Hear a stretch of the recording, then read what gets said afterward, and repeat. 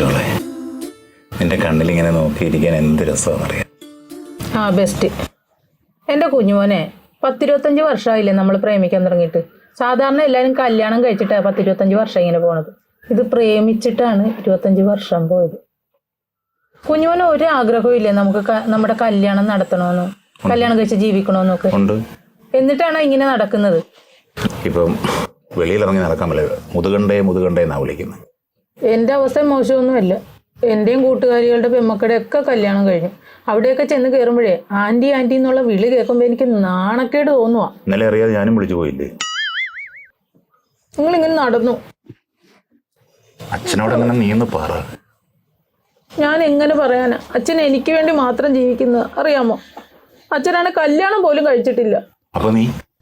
അയ്യോ അതല്ല, അമ്മ വീട്ടിൽ വരുന്ന പത്രക്കാരൻ്റെ ഒപ്പം ഇറങ്ങിപ്പോയതിന് ശേഷം അച്ഛൻ വേറൊരു കല്യാണം കഴിച്ചിട്ടില്ലെന്ന് എനിക്ക് വേണ്ടിയിട്ട് ജീവിക്കുന്നത്. ആ അച്ഛനെ വിഷമിപ്പിച്ചിട്ട് ഞാൻ എങ്ങനെ ഇറങ്ങി വരുന്നത്? നീ അച്ഛനോടൊന്ന് പറയാൻ വേണ്ടി. എനിക്ക് പേടിയാ അച്ഛനോട് പറയാനായിട്ട്. തന്നെയല്ല, അച്ഛനാണെങ്കിൽ ഞാൻ എവിടെ പോയാലും അറിയും. തലയ്ക്ക് ചുറ്റും കണ്ണ. സുദർശൻ എന്നാ പേരെങ്കിലും നാട്ടുകാർ വിളിക്കുന്നത് എന്താണെന്നറിയാമോ? സൂക്ഷ്മദർശൻ. കുഞ്ഞുവനൊന്ന് അച്ഛനോട് പറഞ്ഞാൽ എന്താ? എനിക്ക് പേടിയാ. ആ ഇത് തന്നെ എന്റെയും കുഴപ്പം. എനിക്കും പേടിയാ. നിനക്ക് അച്ഛൻ വേണോ ഞാൻ വേണോ? എനിക്ക് രണ്ടുപേരും വേണം. ഇങ്ങനെ പോയാ അയ്യോ എന്തോറ്റി വധം. ഓ ഞാനിപ്പോ നിങ്ങൾക്കൊരു വധമാണല്ലേ? അല്ല പെണ്ണെ, കാലേ വാദ വന്ന് അതല്ലേ മാമട്ടിക്കോട്ട് നിൽക്കുന്ന പോലെ നിൽക്കുന്നത്. അയ്യോ, ഇങ്ങനെ പോയാല് ഒരു 5 വർഷം കൂടെ കഴിഞ്ഞാൽ ഗവൺമെന്റിൽ നിന്ന് പൈസ കിട്ടും. എന്തിന്റെ? വാർദ്ധക്യ പെൻഷൻ. ആ അതെനിക്കും കിട്ടും കുറച്ചു കൊല്ലം കഴിഞ്ഞിട്ടുണ്ടെങ്കിൽ. അച്ഛനോട് കുഞ്ഞോൻ വന്നൊന്ന് സംസാരിക്കുകയും കുഞ്ഞോൻ പറഞ്ഞ അച്ഛൻ കേൾക്കും. നമ്മുടെ കല്യാണത്തിന് സമ്മതിക്കുകയും ചെയ്യും. ഞാൻ പറഞ്ഞ അച്ഛൻ കേൾക്കും. സത്യം കേൾക്കും, സമ്മതിക്കും. സത്യം. എങ്കിൽ ഞാൻ തീർച്ചയായിട്ടും അച്ഛനോട് ഞാൻ പറയും.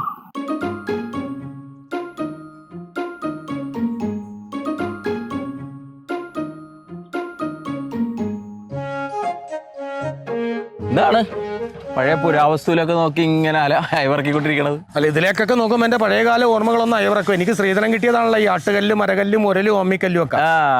ഇതിലിട്ടാണല്ലോ എന്നെ ആട്ടിയതും ഇതിലിട്ടാണല്ലോ തേച്ചതും അരച്ചതും.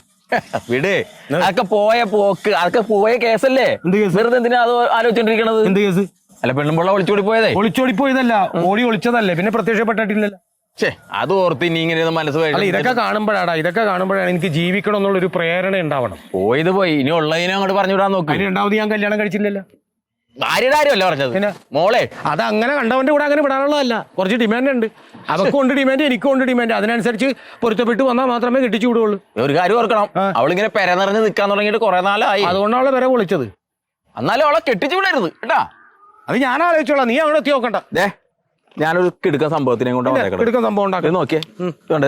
സർക്കാർ ജോലിക്കാരൻ, പിന്നെ ഇതൊരു പോലീസ് ഓഫീസർ കണ്ടതാ. ഇത് നല്ലൊരു ഓഫീസറാ. നല്ല നല്ല കാര്യങ്ങളാണ് ഇപ്പൊ വന്നേക്കണത്. ഞാൻ അങ്ങനെ വന്നപ്പോഴാണ് ഇതിലെ കയറിയപ്പോ ഒന്ന് കാണിക്കാന്ന് വിചാരിച്ചത്. ഇപ്പോഴത്തെ പിള്ളേരെന്ന് പറഞ്ഞാൽ ലാപ്ടോപ്പിലും മൊബൈലിലും ഒക്കെയാണ് ഇങ്ങനെ ഫോട്ടോസ് കാണിക്കണത്.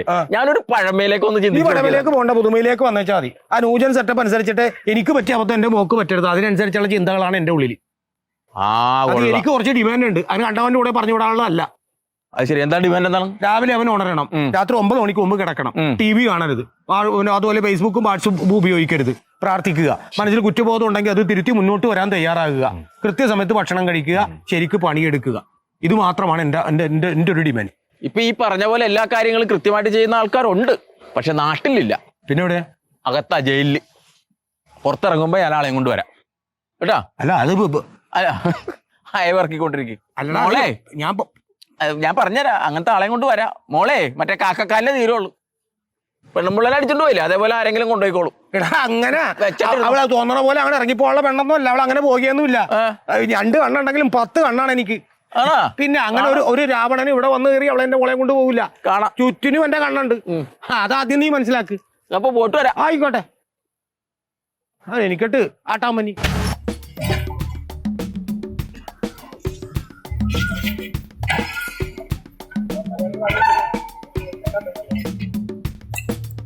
നീ അഭ്യാസം കാണിച്ചിട്ടൊന്നും ഒരു കാര്യമില്ല. അവൻ ചെയ്തോളൂ.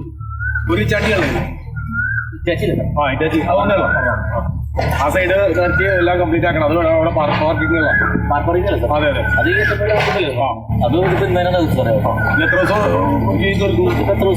അങ്ങനെ എടുത്തിട്ട് കാര്യമില്ല. നമ്മൾ പറഞ്ഞ സമയത്ത് പണി തീർക്കുന്നത് ഒരു ദിവസം മുമ്പായ യാത്ര അവിടെ ആൻസർ എല്ലാം തരും. അത് പറഞ്ഞ പോലെയൊക്കെ തരും. ഇതിപ്പോ മലയാളികൾ ആരും ഇല്ലല്ലോ. താൻ മലയാളിയില്ലേ? ഞാൻ മാത്രമൊന്നും കളി പണിക്കാരിലൊന്നും കളിയാണ്. പിന്നെ ഉപയോഗിക്കാൻ അപ്പുറത്തേക്ക് തുടങ്ങാലോ. അത് പിന്നീട് ആലോചിക്കാം. ഇത് ആദ്യം തീർക്കും.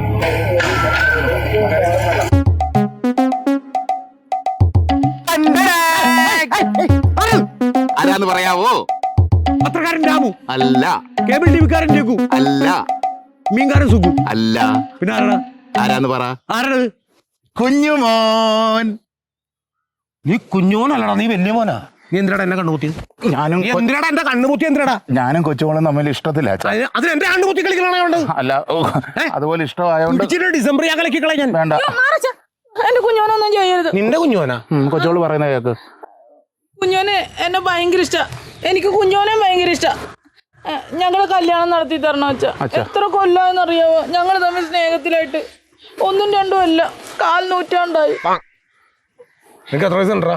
എനിക്ക് 54 വയസ്സേ ഉള്ളൂ. മോളെ നിനക്ക് ഇടിച്ചു തന്നിട്ട് ഞാൻ നിന്നെ ചേട്ടാന്ന് വിളിക്കണോടാ? വേണ്ട, അളിയാന്ന് വിളി. അളിയാന്ന് വിളിച്ചാൽ മതി. ആളും തരം നോക്കി സംസാരിക്കുക. ഇപ്പൊ ഈ പുതിയ പയ്യാൻ പോകുന്ന റിസോർട്ടും ആ കാര്യങ്ങളും ഈ വീടും ഈ 3 വീടും ഈ ജീവിടും എല്ലാം എന്റെ മോക്കുള്ളതാ. അതെന്റെ മോക്ക് വേണ്ടി ഞാൻ സമ്പാദിച്ചു വെച്ചതാ. അങ്ങനെ ഒറ്റ ഒരുത്തം പണിയില്ലാതെ ഒരുത്തം വന്നിട്ട് വേട്ടാവളിയെ പോലെ അതിന്റെ സ്വത്തൊക്കെ കൊണ്ടുപോകുന്ന പറഞ്ഞാൽ ആരാണ് സഹിക്കണത്? നിനക്ക് എന്താണ് പണി? അത് ആദ്യം നീ ബോധ്യപ്പെടുത്തുക. പണക്കാരനായിട്ട് ജനിക്കുക, അതിന്റെ ഇടയിൽ ഒരു വള്ളി വീണ് പണിക്കാരനായി പോകരുത്. അച്ഛാ, ഞാൻ ഏതെങ്കിലും കോൺട്രാക്ടറോട് നീ ഇവിടെ കെട്ടിയതിനു ശേഷം എന്നെ അച്ഛാന്ന് വിളിച്ചാൽ മതി. നീ എന്തിനാണ് കോൺട്രാക്ടർ പോണത്? ഈ കിടക്കുന്ന സ്ഥലങ്ങളില്ല, അവിടെ വന്നിട്ട് ആദ്യം നീ പണി, എന്നിട്ട് പണിതിട്ട് നീ നല്ലൊരു പണിക്കാരനാണെന്ന് തോന്നുന്നു. നീ പണിയെടുക്കെടുത്ത് വന്നിട്ട് കാശും മുടക്കി നിന്റെ പണി കാണാനല്ലേ എന്റെ ജോലി. കേൾക്കണ്ടല്ല? എന്നിട്ട് മതി കല്യാണം. എന്നാ ഞാൻ ഇവിടെ നിന്ന് പണി ചെയ്തോട്ടെ. ഇവിടെ നിന്ന് പണി ചെയ്യേ, എന്നിട്ട് നല്ല പണിക്കാരനായിട്ട് എനിക്ക് തോന്നുന്ന സമയത്ത് ഞാൻ എന്റെ മോളെ കെട്ടിച്ചു തരും. ഓക്കെ ഓക്കെ ഓക്കെ അച്ഛാ. കൊച്ചോളെ ഓ.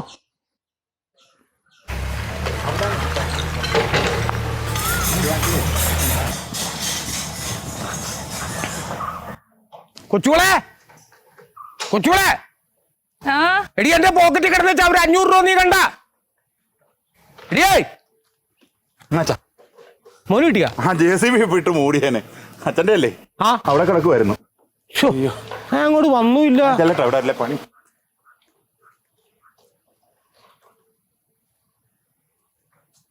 എന്താണ് വിളിച്ചു പോവാണ്? അടി എന്റെ പോക്കറ്റിൽ കിടന്ന് വെച്ചാൽ 500 രൂപ കാണാനില്ലായിരുന്നു. അതും കൊണ്ടാണ് ഞാൻ വന്നത്. അലക്കാടുത്ത ഷർട്ടിന്റെ പോക്കറ്റിലായിരുന്നു. അപ്പൊ ഇതാ ഈ ഷർട്ടിലല്ല. ഇതെവിടെ നിട്ടി? ഇതിപ്പോ കൊച്ചുമോൻ കൊണ്ടു തന്ന് അവരവിടെ നിന്ന് കിട്ടിയെന്ന്. കുഞ്ഞുമോനാ? അത് ചിലപ്പോഴേ അച്ഛന്റെ പൈസ കാണാതെ പോയത് കുഞ്ഞോൻ എങ്ങാനും കള്ളപ്പേരാകുമെന്ന് പേടിച്ചിട്ട് കുഞ്ഞോൻ കയ്യിൽ നിന്ന് തന്നതായിരിക്കും. എടി എന്തൊരു പാവോടി, എന്തൊരു സത്യസന്ധനാടി അവൻ. പഞ്ചപാവമാണ്. പിന്നെ ഞാൻ എങ്ങനെ അതിനെ സ്നേഹിക്കാതിരിക്കും? പാവം. ഇന്ന് നല്ല സ്വഭാവമാണെന്നറിയാം. അച്ഛന് വിഷമിപ്പിക്കാതെ മോളെ. കുഞ്ഞോനെ, നിന്റെ സത്യസന്ധത ഫ്രിജറേഷനാണിത് അച്ഛന്റെ. അയ്യോ, ഇത് അച്ഛൻ്റെ അല്ലേ? മോന്റെ ഇരിക്കട്ടെ. അച്ഛൻ്റെ അല്ലേ? നിന്റെ സത്യസന്ധത ഇതിന്റെ മറ്റേ റെഫറേഷൻ എനിക്ക് ഇഷ്ടപ്പെട്ടു. മോൻ വെച്ചോ. അച്ഛന്റെ പൈസ കിട്ടി കുഞ്ഞോനെ. നീ പോടി. ഒരു ദിവസം പോലും മുടക്കമില്ലാതെ കാര്യങ്ങൾ ഭംഗിയായിട്ട് നടപ്പുണ്ട്. മോനെ, എടാ നീ ഇതെല്ലാം കൂടി നീ ഒറ്റക്ക് ചെയ്യല്ലേ? എന്തൊരു മലയെടുത്ത് മടിയിൽ വെക്കണം മനസ്സാണ് അവന്റെ. ഭയങ്കര പണിയാണല്ലോ. ഒടുക്കത്തെ പണി. രാവിലെ 8 മണിക്ക് വരും, അപ്പൊ തന്നെ ഷർട്ട് വരും. രാത്രി 6 മണി വരെയും കട്ടപ്പുറം എന്ന പോലെ അവനെ പോലെ പണി ചെയ്യണം. എടാ ഭാരം എല്ലാം കൂടി വെച്ച് ഡിസ്ക് പോ. ഓ, എന്തൊരു റിസ്ക് ഉള്ള ജോലിയാണ് ഈ ചെയ്യുന്നത്. ഇങ്ങനെയുള്ള പിള്ളേരെ കിട്ടാൻ ഒത്തിരി ബുദ്ധിമുട്ടാണ്. ഒരുത്തരം കിട്ടില്ല. സത്യസന്ധയുടെ പര്യായമാണോ അവൻ? അവൻ ആത്മാർത്ഥമായിട്ട് 500 രൂപ കാണാണ്ട് പോയിട്ട് അവന് അപ്പൊ തന്നെ എനിക്ക് കൊണ്ടു വന്നു. അത് ഓക്കെ അല്ലേ? അതൊക്കെ. പക്ഷെ അങ്ങനെയുള്ള എന്നിട്ട് കാര്യമൊന്നുമില്ല. ഇങ്ങനെ ഈ ചെറുപ്പക്കാരെ ടെസ്റ്റ് ചെയ്യാൻ വേണ്ടിട്ട് കള്ളുകൂടിയനാണോ എന്ന് അറിയാൻ വേണ്ടിട്ട് നമുക്ക് ടെസ്റ്റ് ചെയ്യണം. എന്നിട്ട് അവളെ കെട്ടി. അവന് കള്ളു കുടിയില്ല, വീടിവലിയില്ല, ഒരു സാധനവും ഇല്ല. അങ്ങനെ പറഞ്ഞോണ്ട് കാര്യമില്ല. ഇവന് കള്ളു കുടിക്കാനുണ്ടാവും ചെയ്യും. അവൻ വിരലിന്റെ തുമ്പത്ത് ആ കൊണ്ടുപോകണണ്ട ഇഷ്ടിയ. ഇഷ്ടംപോലെ തേങ്ങ കിടപ്പുണ്ട്. തേങ്ങ കയറട്ടെ. മോനെ എങ്ങനെ തെങ്ങ കയറൂടാ? ഞാൻ കയറാല്ല, ഞാൻ കൈ കൊണ്ട് ഇങ്ങനെ ഇടിച്ചിടും. എന്റെ പൊന്നു മോനെ വേണ്ട. ഇടിച്ചിടോ? വേണ്ട, പൊതിച്ചു തരാം. അതെങ്ങനെ? കടിച്ചു പൊതിച്ചു. വേണ്ട മോനെ, അതൊന്നും ചെയ്യണ്ട. ഇഷ്ടംപോലെ തേങ്ങ. പല്ല് നാക്ക് മൂക്ക് ഒന്നും കളയലടാ. നിന്നിങ്ങനെ കണ്ടാ മതി. നിന്നെ പോലത്തെ ഒരു 4 എണ്ണം ഉണ്ടായിരുന്നെങ്കിൽ. ഇപ്പം എനിക്കൊരു മോള് മാത്രമല്ല ഉണ്ടായുള്ളൂ. 4 പേരുണ്ടായിരുന്നെങ്കിൽ എനിക്കൊരു പണിക്കും പോകണ്ടായിരുന്നു. ചേട്ടന് 3 പെൺപിള്ളേരില്ല. ഞാൻ ഭാഗ്യം. അച്ചു 3 എണ്ണത്തിനും കൂടെ ഒരെണ്ണം മതിയായിരുന്നു. അയ്യോ, പിന്നെ ഇവനെ ടെസ്റ്റ് ചെയ്യാൻ വേണ്ടിട്ട് ഞാനൊരു സംഭവം ഒരു ടെസ്റ്റ് കള്ളുകൂടിയാണെന്ന് അറിയാൻ വേണ്ടി ഞാൻ വെള്ളമൊന്നും അവൻ കുടിക്കാറില്ല. അവൻ വെള്ളം പോലും ചോദന കുടിക്കാറ്. അങ്ങനെ കണ്ണടച്ച് വിശ്വസിക്കാൻ പാടില്ലെന്ന്. ഇവനെ ടെസ്റ്റ് ചെയ്യണം, എന്നിട്ട് കെട്ടിച്ചു കൊടുത്താൽ മതി.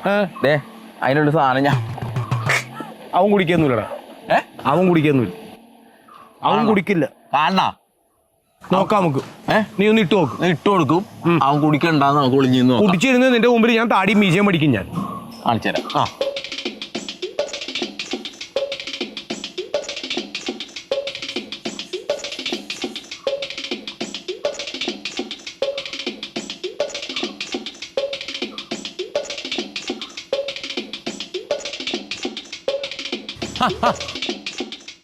JCB അങ്ങ് മാറ്റച്ചാ, പറഞ്ഞു വിട്ടത്. എന്തിനാണ് മോനെ? അത് അവര് മണിക്കൂറിന് പൈസ അച്ഛാ.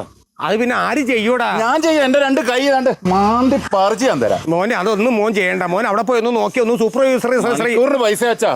സാരമില്ല, അത് കുഴപ്പമില്ല മോനെ. ആ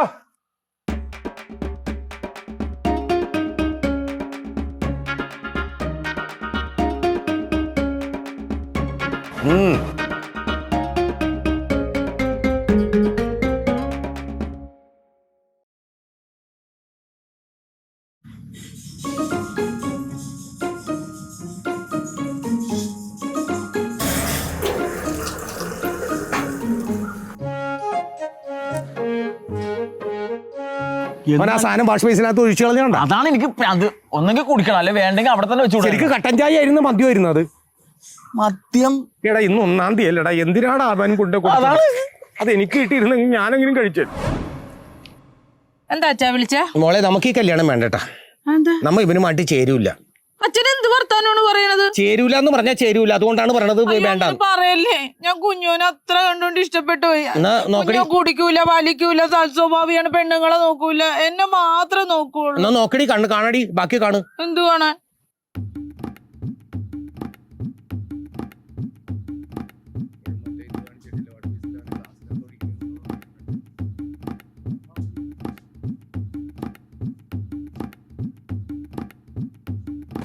എങ്ങനെയുണ്ടടി ഹോട്ടലില്?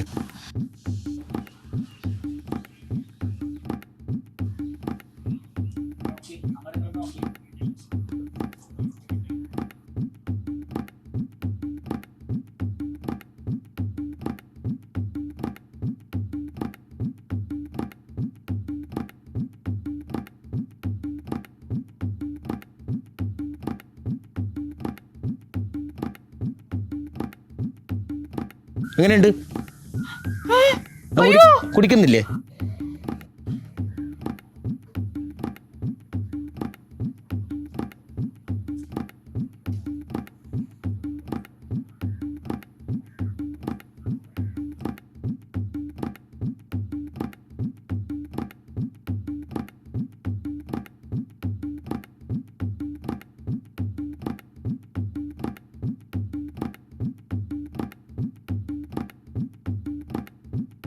ഇതാണ് അവന്റെ സൽപ്രവൃത്തി, ഇതാണ് അവന്റെ സൽസ്വഭാവം.